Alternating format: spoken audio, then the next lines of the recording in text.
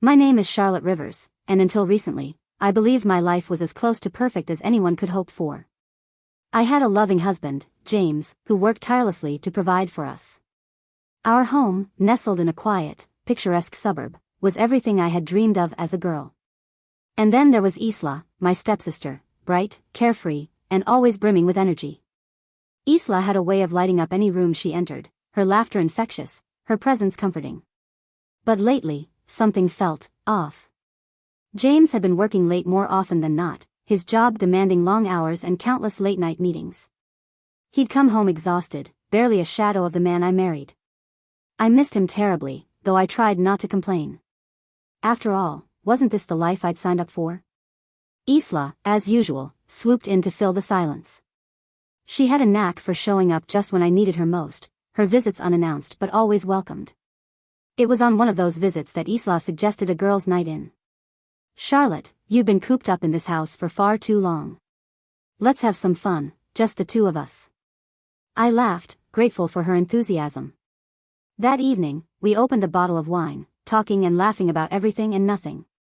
Isla, always the bold one, began jokingly flirting with me, her words laced with mischief.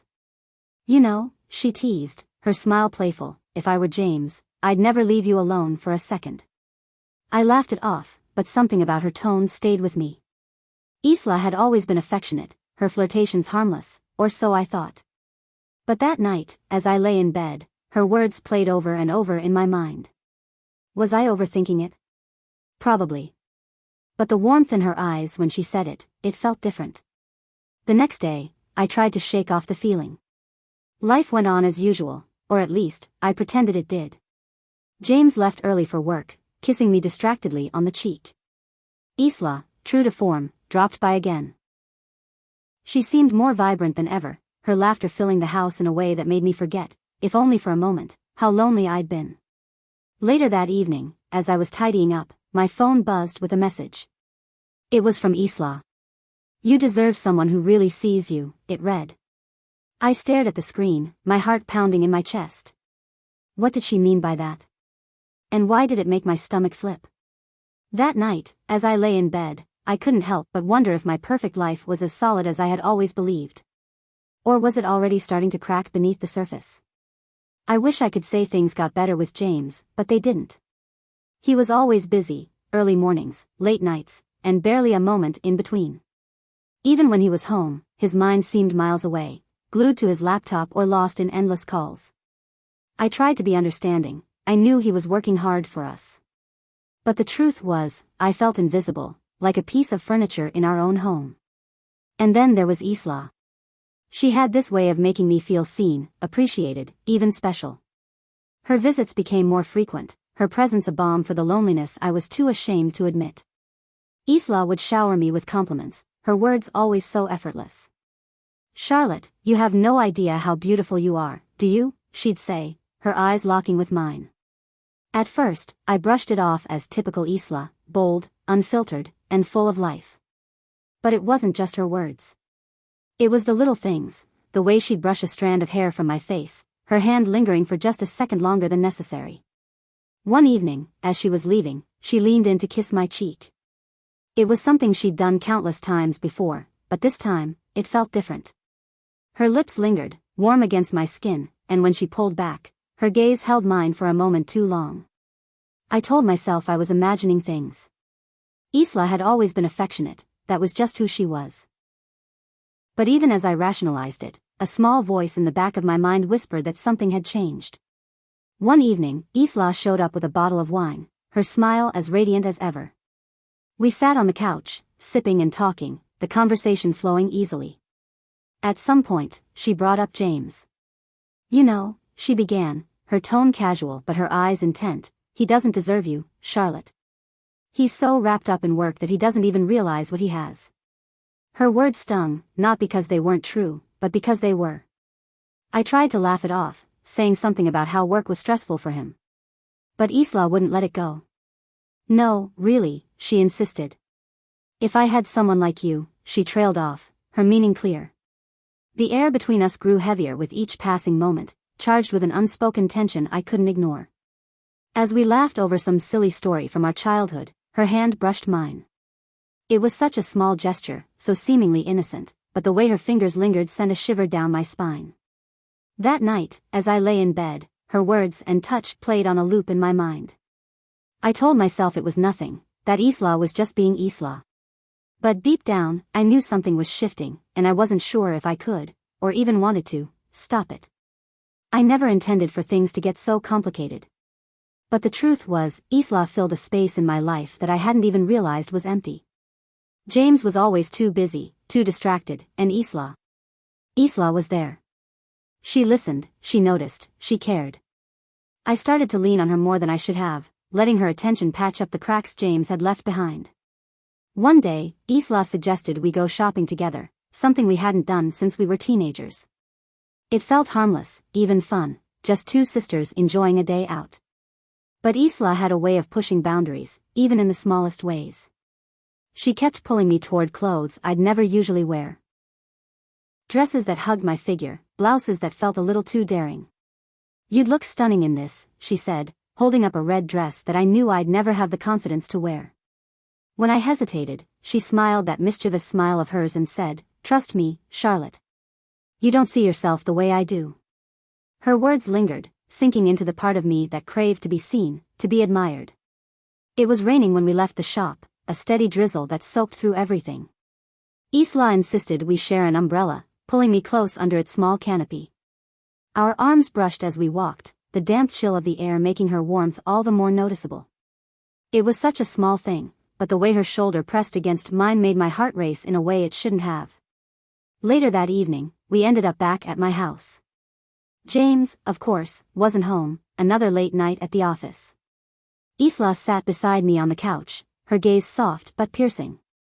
"Charlotte," she said, her voice low and steady, "I need to tell you something." I could feel the shift in the air, the weight of whatever she was about to say pressing down on me. "I like you," she continued, her eyes locked on mine. "More than I should."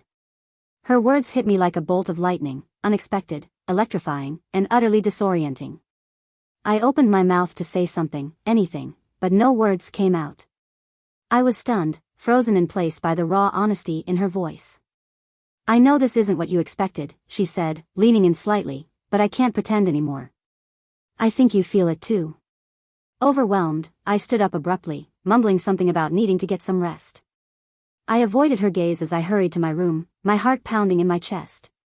Once I was alone, I collapsed onto the bed, my mind racing. What had just happened? As I lay there, my phone buzzed. It was a text from Isla. "I know you feel it too. Don't fight it." Her words were like a whisper in the dark, daring me to cross a line I wasn't sure I could come back from. I wish I could say I was stronger, that I resisted, but I didn't. That night, Isla came over again. We talked, we laughed, and somehow, in the quiet moments between words, I let my guard down. Her touch lingered just a second too long, her eyes searching mine for permission I shouldn't have given. Before I knew it, I had crossed a line I could never uncross. The regret hit me almost immediately. As soon as Isla left, the weight of what I had done pressed down on me like a crushing tide. I tried to convince myself it was a mistake, a one-time lapse in judgment, but the guilt gnawed at me, refusing to let go. I couldn't even look at myself in the mirror without seeing the shame etched into my reflection. Then, as if the universe decided to mock me, James came home early one evening. He walked in with his usual briefcase and a tired smile, and I froze. Isla had just left, and I was terrified that somehow he'd know, that he'd see the guilt written all over my face. I busied myself in the kitchen, pretending to clean up, my hands shaking as I fumbled with the dishes. But James didn't notice. Or maybe he was just too exhausted to notice. He kissed my cheek and asked about my day, his voice filled with a kindness that only deepened my self-loathing. Isla, on the other hand, seemed to grow bolder. She started sending me texts that left no room for misinterpretation. Things like, "I can't stop thinking about last night," or, "You belong with me, not him."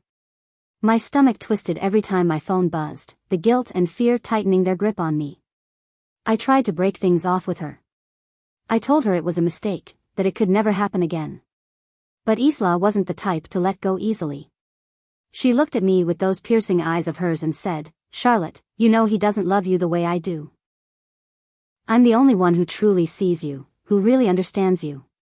Her words chipped away at my resolve, leaving me caught in a web of confusion and self-doubt. Then, one evening, James surprised me. He came home with flowers and insisted we have a romantic dinner together. We've both been so busy, he said, his eyes warm and genuine. I miss you. As we sat across from each other, talking and laughing like we hadn't in months, I felt something stir inside me, a flicker of the love we once had. For the first time in weeks, I saw the man I fell in love with, and it nearly broke me. How could I have been so blind? But just as the evening seemed to mend some of the cracks, disaster struck. While clearing the table, James picked up my phone. His brow furrowed as he stared at the screen, and then he turned to me, his face a mix of confusion and betrayal. Who's Isla? He asked, holding up the phone. The text on the screen read, I miss your touch already. My heart stopped. In that moment, everything came crashing down. I knew I couldn't hide it any longer. The look on James's face when he read Isla's text, it was like watching the light in his eyes extinguish. He deserved the truth, even if it shattered everything we had built together. Through choked sobs, I told him everything. I told him how lonely I'd felt while he worked late nights, how Isla's attention filled a void I didn't even realize was there. I confessed to the affair, every word feeling like a dagger to both our hearts. He sat there, silent and motionless, as I unraveled the web of lies I'd spun. When I finally stopped, James stood up, his face a mask of pain and betrayal. I can't believe you would do this to us, he said, his voice trembling. To me. He looked at me like I was a stranger, someone he didn't recognize. He didn't yell. He didn't lash out. Instead, he set a boundary that was clear and firm, she's out of our lives. If we have any chance of fixing this, Isla is gone for good. His words cut deep, but I knew he was right. When I told Isla about James's decision, she didn't take it well. Her mask of charm and affection slipped, revealing the bitterness beneath. She accused me of using her, of leading her on, twisting the situation to make herself the victim. You wanted this as much as I did, she spat, her voice filled with venom. Don't pretend you're innocent. But I couldn't deny the truth anymore, not to James, not to Isla, not to myself. I had made choices that tore apart the life I had, and now I had to face the consequences. In the months that followed, James and I began the slow, painful process of rebuilding. It wasn't easy. Trust, once broken, is not something you can simply repair overnight. There were long talks, moments of anger, and even longer silences. But there was also a glimmer of hope, a shared determination to fight for what we had. I started therapy to confront the insecurities and fears that had led me down such a destructive path. James joined me for some sessions, and slowly, we began to understand each other in ways we hadn't before. Looking back, I see how Isla preyed on my vulnerabilities, but I also see how I let her. The fault wasn't hers alone, it was mine too. I made choices that hurt the person who loved me most, and I'll carry that regret forever. To anyone listening, let me say this: if you're feeling unloved or lost, don't look for answers outside your relationship. Talk to the one you love. Share your fears, your pain, your desires. Betrayal doesn't just destroy them, it destroys you too. I hope my story helps someone out there avoid the mistakes I made. And if it does, let me know.